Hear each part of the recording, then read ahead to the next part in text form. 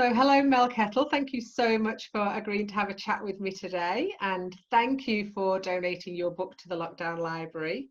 The Lockdown Library was really just an initiative to get some great books to people while they've got a bit of extra time to do some learning. So, thank you so much for your book. Oh, thank you so much for having this initiative going. It's such a great idea. I wish I'd thought of it myself. Oh, thank you. Now, you, I know, are a communication expert, and I feel that that is probably one of the most required skills that people need. I think most of us are pretty average at it. What's the sort of work that you're doing with people as a communication expert? So Richard Branson said the most important skill any leader can have is communication. And so a lot of the work I do is with leaders, emerging leaders and teams to help them understand how to communicate with their people, whether it's their customers or their clients or their staff or their suppliers or whoever they come into contact with, how to communicate with them so they connect and engage. Because good communication leads to connection leads to engagement. When you have engaged people, then they're more likely to turn up at work, do their job really well, buy from you, volunteer with you, donate their money and time to you. Yeah. And so what's the biggest problem that people have with communication generally? I think they get overwhelmed with where, what and how to communicate. So they don't really often know what to say. They don't know how to say it with clarity. They don't know how to say it consistently. A lot of people lack compassion and empathy in their communication. And then there's confusion around where do you actually share your message. You know, you just have to look at social media as an example. And do you use, you've got blog posts and websites and Twitter and Facebook and LinkedIn and TikTok and newsletters and emails and meetings and webinars. And now we've got Zoom, and it just can be so overwhelming for so many people. So I really help simplify the message, the channel, and understanding what it is that the people that they're wanting to communicate with want to know.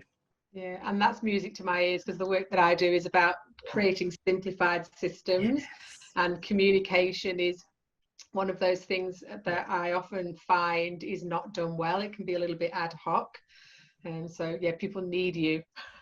Yeah, I think they do. And I think a lot of people think that they need to be everywhere, especially when it comes to social media, and you don't.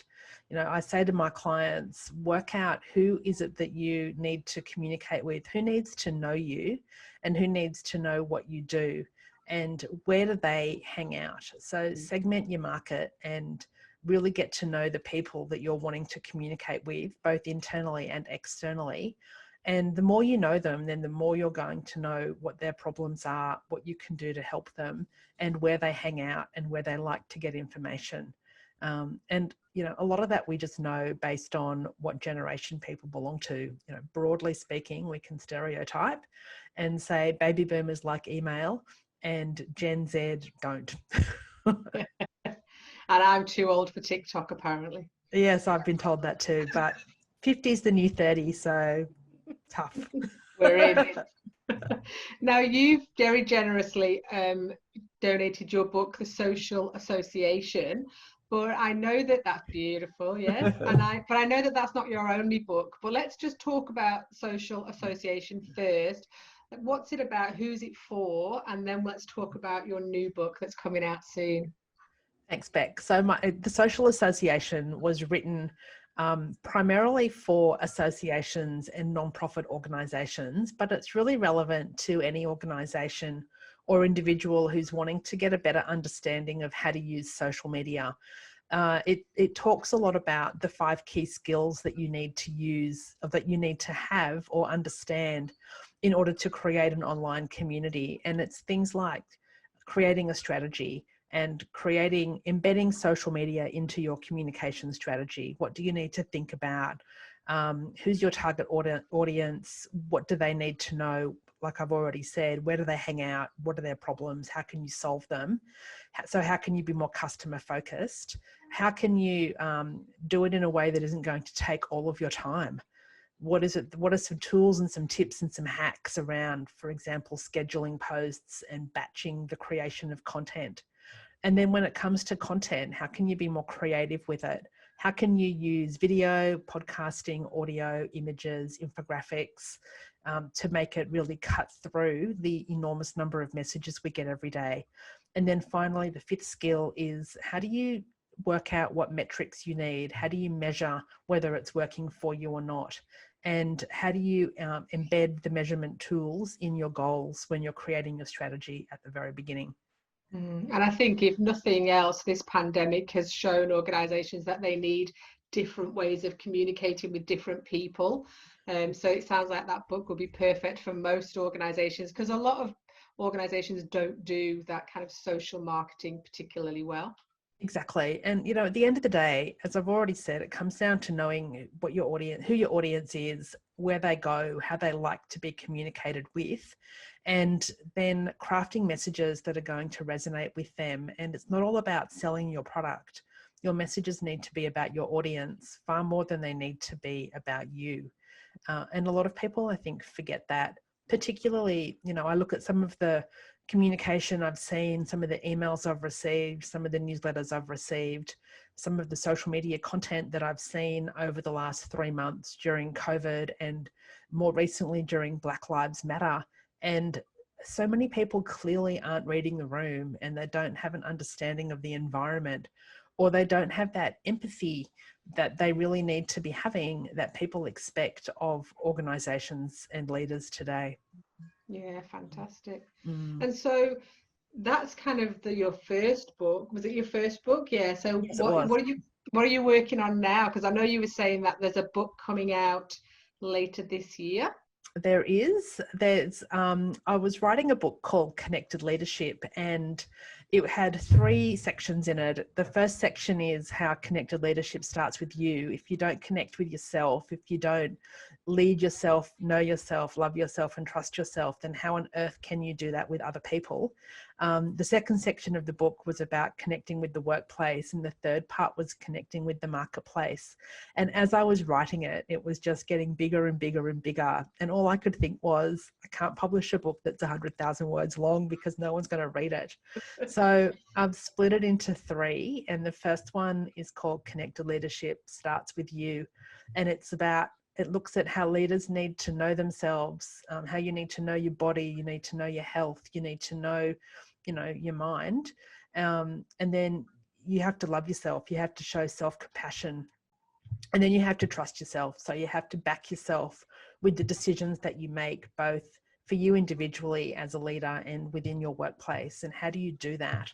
And so that book is almost finished and should be out hopefully by the end of August. And then my second book in this trilogy is about connected leadership in the workplace.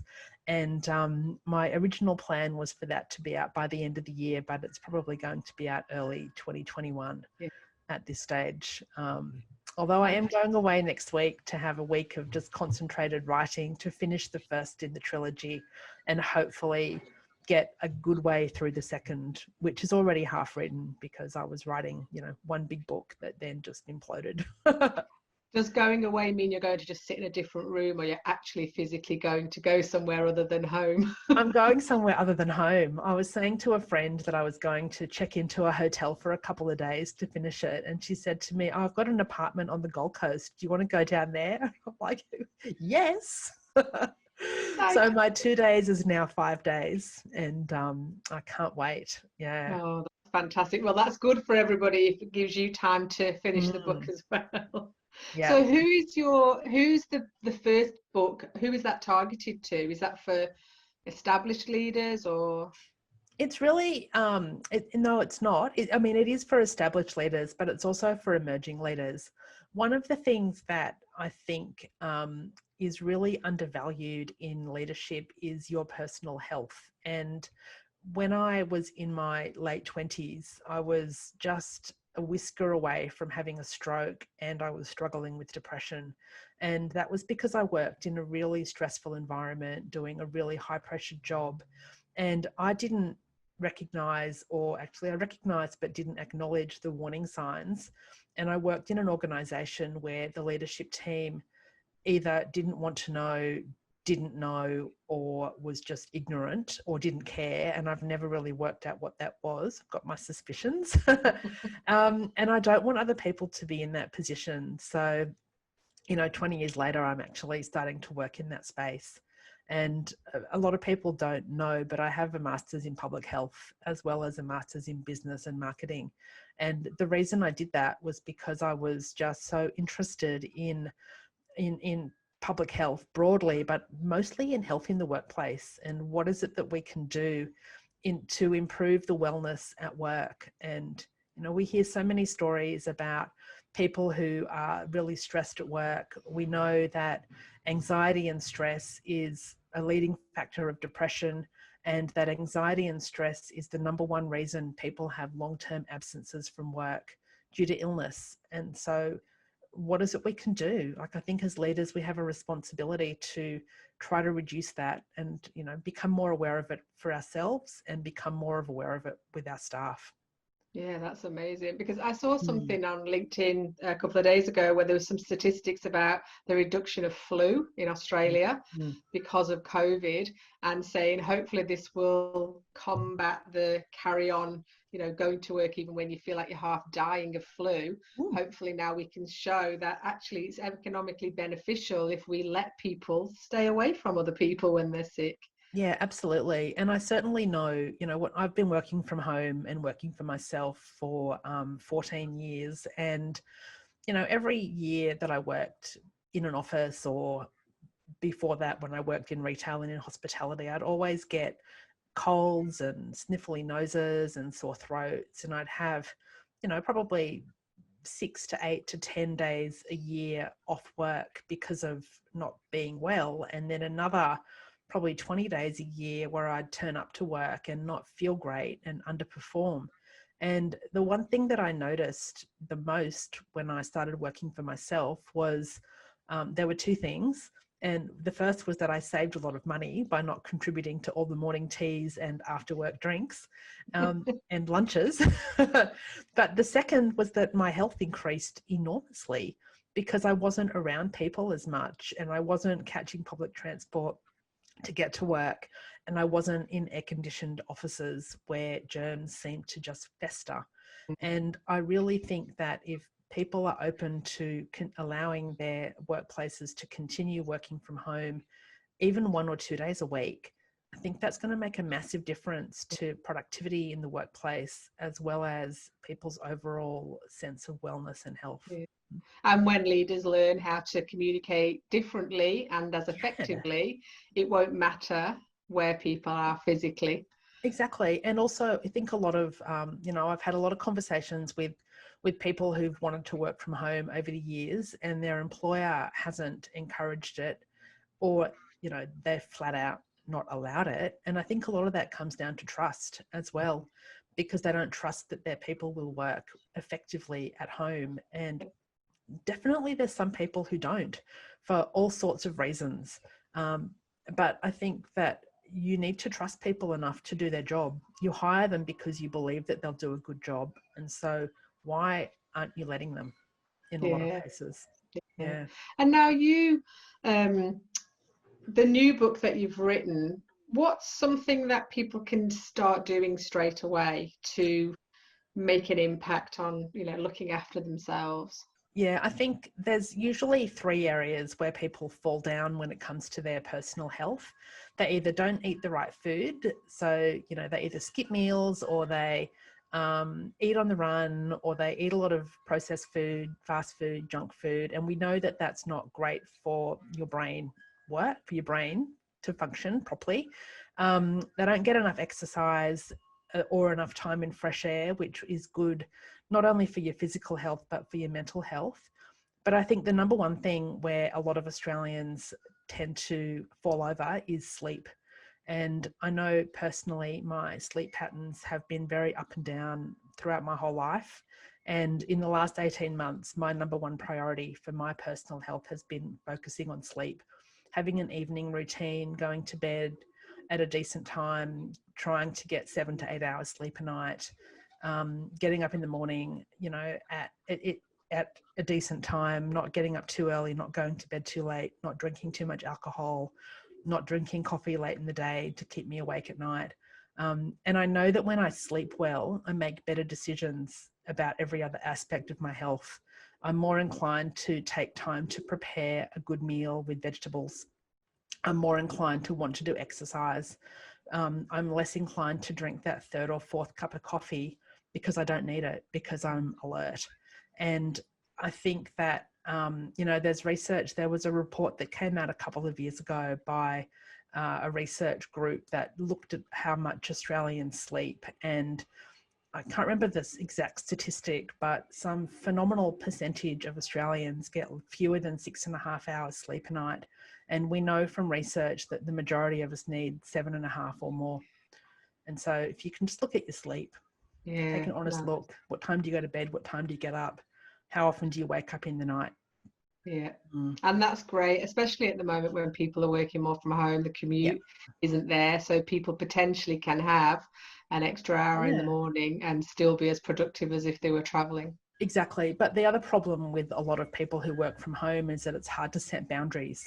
And I know when I first started working from home, it was really easy for me to just work until 8, 9, 10, 11 o'clock at night. And you'd get engrossed in a task and forget what the time was, or you'd get up in the morning. And so often I'd get up and I'd go straight to my office and I'd look at my watch and it would then be 10 o'clock and I think, oh, I haven't had breakfast. Oh, well, it'll be lunchtime soon. And then it would be 2 o'clock and I'd be hungry. And so I'd eat some chocolate or some chips or, maybe go out and get some takeaway and not eat properly. So I think it's really important to set some boundaries and guidelines at home if you notice you're sliding into those poor behaviours as well. As you say, if you're sleeping properly, you're much more likely to set those boundaries and stick to them. Yeah, that's it. How do people get in touch with you, Mel, if they want to work with you, which I think, most people need to? Thanks. The easiest way is through my website, melkettle.com, or you can email me, mel@melkettle.com. I'm also really active on Twitter at Mel Kettle and on LinkedIn. So in those ways, I'm always happy to have a conversation about anything to do with communication, connection, engagement, and more recently, looking after yourself. And I can't wait for the new book. I'm looking forward to reading that. And obviously, you've known my life with the no sleep, poor food, no exercise.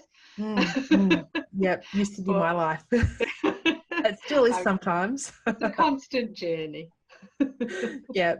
And let's not even discuss throwing menopause into the mix and what that does with sleep habits and carb cravings and that's book 2 and all the fun things. Oh, well, thank you so much, Mel. It was so good to talk to you. And yes, thank you so much for generously donating your book to the Lockdown Library. And we're ready for edition 3 coming out very soon with even more books on it. So that's so fantastic. Well, once I finish chapter 1 of my next book, I'll give you that one as well. And you can add that to the Lockdown Library as well in probably a month or 2. Brilliant. Thank you so much. You have an awesome day.